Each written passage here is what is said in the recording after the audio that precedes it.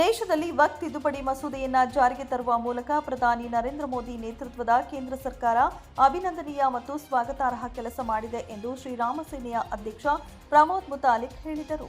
ನಿನ್ನೆ ದೆಹಲಿಯ ಪಾರ್ಲಿಮೆಂಟ್ನಲ್ಲಿ ಒಂದು ಐತಿಹಾಸಿಕವಾದಂತ ಬಿಲ್ ಮಂಡನೆ ಮಾಡಿ ಚರ್ಚೆ ಮಾಡಿ ಇವತ್ತು ಅವತ್ತೇ ಅಂದ್ರೆ ರಾತ್ರಿನೇ ಪಾಸ್ ಆಗಿದ್ದು ಇದು ಅತ್ಯಂತ ಸ್ವಾಗತಾರ್ಹವಾದ. ಹುಬ್ಬಳ್ಳಿಯಲ್ಲಿ ಮಾಧ್ಯಮಗಳೊಡನೆ ಮಾತನಾಡಿದ ಅವರು ವಕ್ಫ್ ಬೋರ್ಡ್ ಹೆಸರಿನಲ್ಲಿ ದಶಕಗಳಿಂದ ಕಂಡ ಜಮೀನುಗಳನ್ನ ಲೂಟಿ ಮಾಡುತ್ತಿದ್ದವರಿಗೆ ಕಡಿವಾಣ ಬಿದ್ದಿದೆ ಎಂದರು. ವಕ್ಫ್ ತಿದ್ದುಪಡಿಯನ್ನ ವಿರೋಧಿಸುವವರು ದೇಶದ್ರೋಹಿಗಳು. ದೇಶವನ್ನ ಲೂಟಿ ಮಾಡುತ್ತಿರುವ ಲೂಟಿಕೋರರ ಪರವಾಗಿ ನಿಂತುಕೊಂಡವರಿಗೆ ನಾಚಿಕೆಯಾಗಬೇಕು ಎಂದು ಹರಿಹಾಯ್ದರು.